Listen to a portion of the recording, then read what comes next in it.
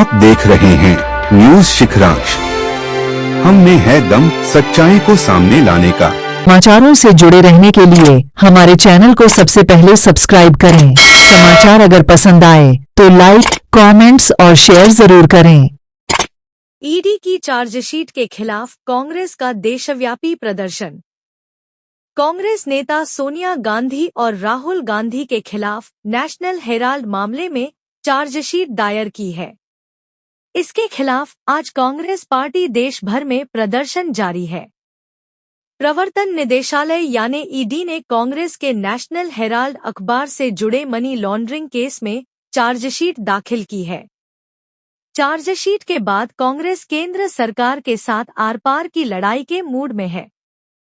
बुधवार को कांग्रेस पार्टी राष्ट्रव्यापी विरोध प्रदर्शन करने सड़क पर उतरी। बालाघाट जिले के हनुमान चौक में भी कांग्रेस के जिला अध्यक्ष और बैहर विधायक संजय उइके, परसवाड़ा विधायक मधु भगत, बालाघाट विधायक अनुभा मुंजारे, विधायक विवेक विक्की पटेल, पूर्व विधानसभा उपाध्यक्ष हिना कावरे, अंजू जायसवाल, लक्ष्मी वघाड़े, शहर अध्यक्ष श्याम पंजवानी, भीम फूलसूंगे, रहीम खान, अनिल सोनी, दिनेश धुर्वे, महेंद्र अमूले, मकसूद खान, नरेंद्र मेश्राम, सुखदेव मुनि कुतराहे, नीटू कौशल, शम्मी, साबिर पटेल सहित सैकड़ों कांग्रेसी मौजूद रहे। अब हम आपको बताते हैं क्या है नेशनल हेराल्ड केस, जिसमें ईडी ने राहुल सोनिया गांधी के खिलाफ चार्जशीट दाखिल हुई है।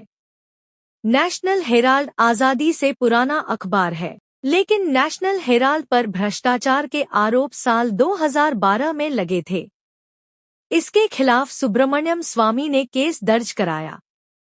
बीजेपी नेता सुब्रमण्यम स्वामी ने अपनी याचिका में कहा था कि यंग इंडियन प्राइवेट लिमिटेड ने सिर्फ 50 लाख रुपयों में 90 करोड़ रुपए वसूलने का उपाय निकाला, जो नियमों के खिलाफ है। पार्टी की सरकार द्वारा किया जा रहा है साथी, और यही है नेशनल हेराल्ड का केस, जिसमें किसी भी प्रकार से कोई लेन देन या लाभ कांग्रेस परिवार के किसी नेता ने नहीं कमाया है साथी।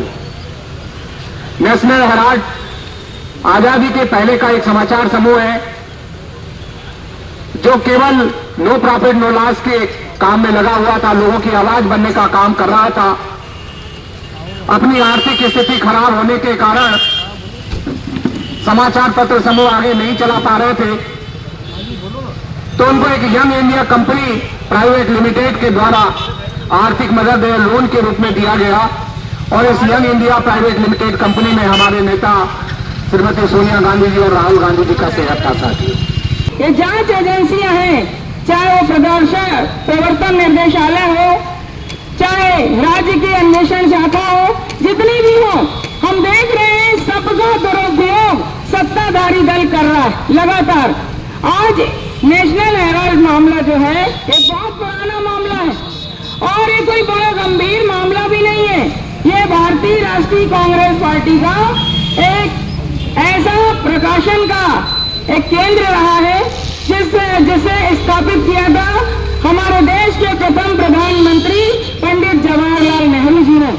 आज विपक्ष अगर मुखर आवाज उठाता है तो उसको कुचलने के लिए ये सारी जांच एजेंसियों को सरकार लगा देती है।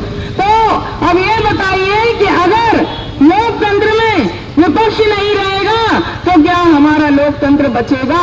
एक बहुत गंभीर सवाल है। हमारे देश के प्रधानमंत्री श्री नरेंद्र मोदी जी और गृह मंत्री श्री अमित शाह जी, ये दोनों तानाशाह की भूमिका में भारत देश को चलाना चाह रहे हैं। लोकतंत्र को कुचलने का काम हो रहा है। भारतीय जनता पार्टी की सरकार भी चलाई है, उसमें अटल बिहारी वाजपेयी जी भी प्रधानमंत्री हुआ करते थे, लेकिन वही अटल बिहारी वाजपेयी जी जो देश को चलाने में और भी ऐसे अन्य प्रधानमंत्री जिन्होंने भारतीय जनता पार्टी के देश को चलाया है, लेकिन इस देश को सबसे पहले जो स्थापित किया और देश के अंदर जो लोकतंत्र स्थापित हुआ और इस देश के अंदर जिस प्रकार से हमारा भारत किस प्रकार से आजादी के बाद था और किस प्रकार से वो सुदृढ़ हुआ, उसमें अहम भूमिका हमारी कांग्रेस पार्टी की रही। और हमारे कांग्रेस पार्टी के पंडित जवाहरलाल नेहरू जो प्रधानमंत्री थे, उन्होंने किस तरीके से इस देश को चलाया, ये किसी से छुपा नहीं है। तो स्वर्गीय इंदिरा गांधी जी ने एक नारी शक्ति के रूप में नारी नेतृत्व को मजबूत करते हुए इस देश को चलाया। जो वरिष्ठ नेता है उनके खिलाफ आरोप दायर कर रहे हैं, उसी के खिलाफ हम बैठे हैं। जैसे हमारी बहन हिना कारे ने बताया कि सोनिया गांधी वो नेता है जिसने देश के सर्वोच्च प्रधानमंत्री पद को त्याग दिया। उनके बेटा राहुल गांधी, जब उनका फॉर्म भरा गया उसमें हलवान दिया गया संपत्ति का, उनका खुद का कोई मकान नहीं है। ऐसे लोगों के खिलाफ जब कुछ नहीं मिला 10 सालों में, और देखिए लगातार लोकसभा में नेता प्रतिपक्ष राहुल गांधी जब सवालों जवाब वाली पार्टी, तो उनके खिलाफ भी आरोप लगा जा रहे हैं और बढ़िया आरोप लगा जा रहे हैं। इस सरकार में 10 साल में जितने भी प्रतिनिधि बनाए गए, कोई भी नेता जेल नहीं गया, सब भाजपा में गए। भाजपा का गमछा पहन लो और सबके कार्य खत्म, चाहे हमारे अजीत पवार हो या कोई कई नेता है।